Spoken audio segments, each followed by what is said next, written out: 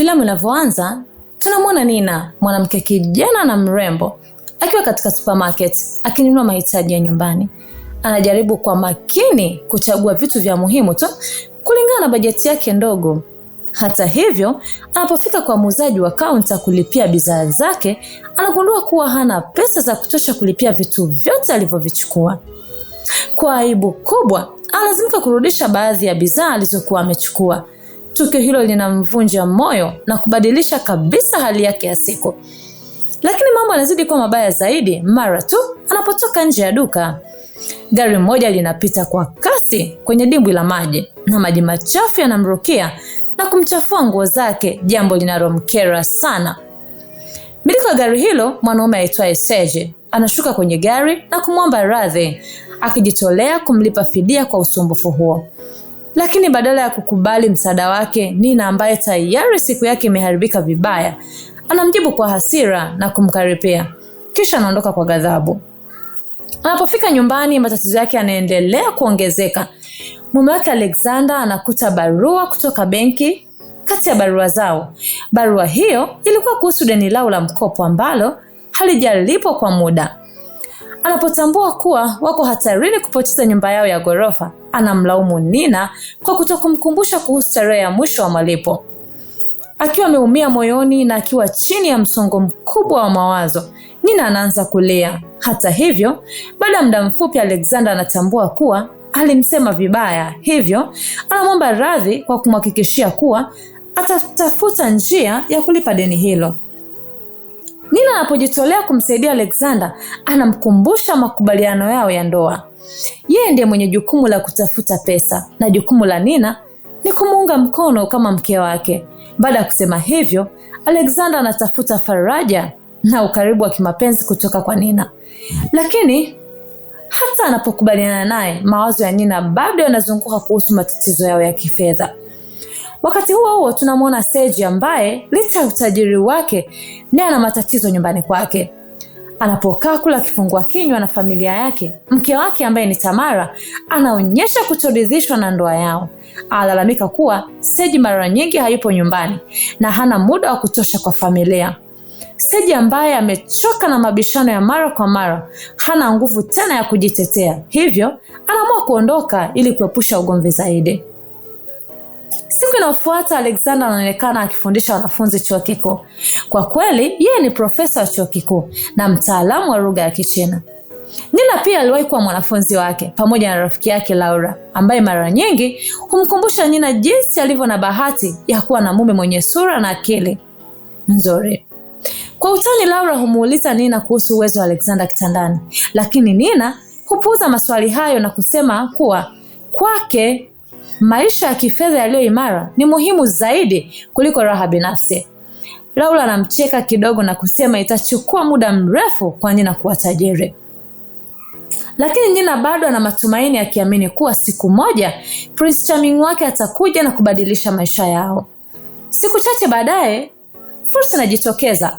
Alexander anapokea mwaliko wa kufanya kazi kama mkalimani katika mazungumzo ya kibiashara kati ya mwekezaji kutoka China na benki ya hapa nchini, lakini kutokana na ratiba yake kubana chuoni, anamwomba Nina aende kumwakilisha.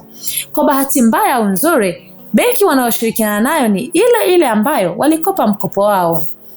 Alexander ana matumaini kuwa kama Nina atasaidia kufanikisha makubaliano hayo, huenda wakapata upendeleo kutoka kwa mwenyekiti wa benki na hivyo kurahisisha matatizo yao ya kifedha. Nina anakubali. Anapofika benki, anatambulishwa kwa mwenyekiti wa benki. Kwa mshangao wake mkubwa, mwenyekiti huyo si mwingine bali ni Serge, yule mwanaume aliyemtukana siku ile ya tukio la maji. Mwanzoni Serge anaonyesha kutofurahishwa na mabadiliko ya mkalimani, lakini msaidizi wake anamwambia kuwa Nina amependekezwa sana kwa kazi hiyo. Baada ya kukiri kosa lake la awali, Nina anaomba msamaha. Serge anabaki kuwa wa kitaalamu tu na kumwambia kuwa afanye kazi yake vizuri. Wakati wa mazungumzo ya kibiashara, Serge anampeleka mteja wa Kichina kwenye kasino kwa sababu anapenda sana mchezo wa roulette. Ili kumshirikisha Nina, Serge anamkabidhi chip zenye thamani ya dola 200. Nina anasita kidogo, akisema kuwa hana uzoefu wa kucheza kamari. Wakiwa wanazungumza, Serge anasimulia hadithi ya maisha yake Anaeleza jinsi alivyowahi kuwa na madeni makubwa sana hadi walanguzi wa pesa walikuwa wanamtishia maisha. Kwa kukata tamaa, aliweka pesa zake zote zilizobaki kwenye namba 0 katika roulette. Kwa bahati ya ajabu, mpira uliangukia namba 0 na maisha yake yakabadilika. Akiwa amehamasishwa na hadithi hiyo, Nina anaweka chip zake zote kwenye namba 0 pia. Kwa mshangao wake, anashinda. Sage anamwonya asiendelee kujaribu bahati yake, lakini akiwa amechukuliwa na msisimko, Nina anaweka tena pesa zake zote kwenye 0. Safari hii anapoteza kila kitu. Hata hivyo, mteja wa Kichina anafurahishwa na ujasiri wake, jambo ambalo linasaidia mazungumzo ya kibiashara kuwa rahisi zaidi. Baada ya mteja kuondoka, Sage anamwalika Nina kwenda kucheza bowling. Ingawa mwanzoni Nina anasema hajawahi kucheza, Sage anamfundisha kwa uvumilivu. Nina anafurahi sana anapofanikiwa kugonga peni. Baada ya kuangalia, msaidizi wa Sage anampendekezea amwalike Nina chakula cha jioni, na baadaye waende hotelini. Mwanzoni Sage ana mashaka kama Nina atakubali, lakini msaidizi wake anasisitiza kuwa inaonekana Nina anavutiwa naye. Hivyo Sage anamwalika Nina chakula cha jioni. Katika mgahawa wa kifahari wanaanza mazungumzo ya kina kuhusu tofauti kati ya ndoto zao na uhalisia wa maisha. Mazungumzo yanapokuwa ya binafsi zaidi, Nina anafunguka kuhusu matatizo ya kifedha ya familia yake na deni lao kwa benki. Lakini Sage anasema hataki kuchanganya mambo ya kazi na mambo binafsi. Baadaye anapomwalika Nina chumbani kwake hotelini, Nina anakasirika sana na pendekezo hilo. Sage anatambua kuwa alikosea kumdhania vibaya. Anaomba msamaha na kukiri kuwa yeye si mzuri katika kuwashawishi wanawake. Anakiri pia kuwa anampenda Nina na anatoa ofa ya kumsaidia kulipa deni ikiwa Nina atampa kila anachokitaka. Lakini Nina anakataa kabisa na kuondoka. Anapofika nyumbani anamwelezea Alexander kuhusu mkutano huo. Pia anamwambia kuwa alishinda $7,000 kwenye roulette, lakini aliziweka tena kwenye kamari. Alexander anachoka kusikia hivyo. Anakasirika sana, akiamini pesa hizo zingewasaidia sana. Kwa hasira, Nina anasema kwa kejeli, labda ningekubali kulala na mwenyekiti wa benki. Alexander anafikiri anatania tu, hivyo anaendelea kulalamika kuhusu pesa zilizopotea. Siku inayofuata, Nina anamwelezea rafiki yake Laura kuhusu ofa ya Sage. Laura kwa utani anasema, labda huyo ndiye Prince Charming uliyekuwa ukimsubiri. Lakini Nina anakataa wazo hilo, akisema ana uaminifu kwa mume wake. Kwa bahati, wanamwona Alexander akifanya kazi ya ziada kama mwongoza watalii wa Kichina. Nina anaona aibu na kuanza kufikiri namna ya kumsaidia.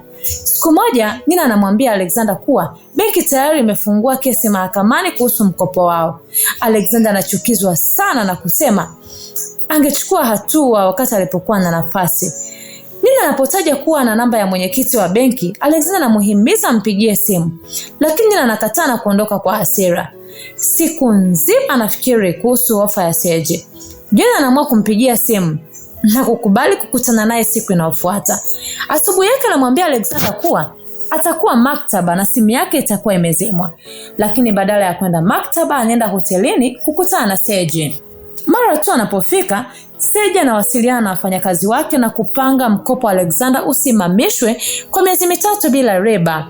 Wakiwa wanakula chakula cha mchana, Nina bado anaonekana kuwa mbali kihisia.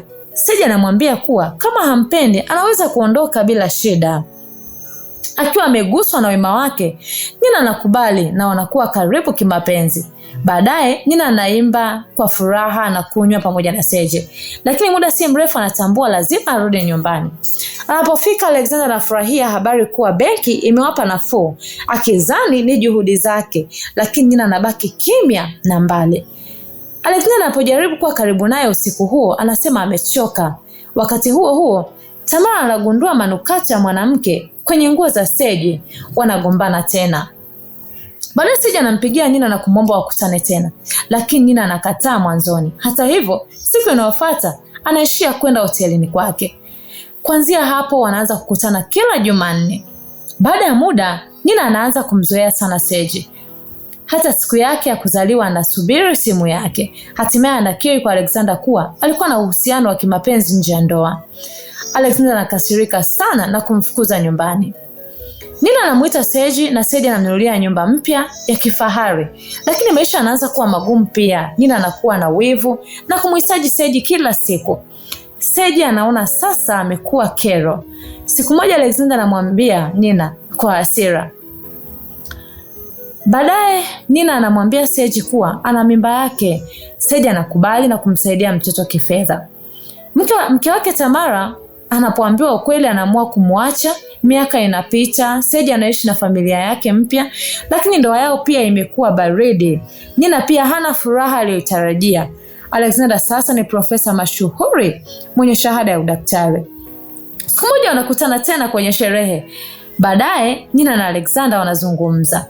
Alexander anakiri bado anampenda. Kwa mshangao Nina anapendekeza waende chumbani pamoja. Mwisho wa filamu unaonyesha mzunguko wa ajabu wa maisha.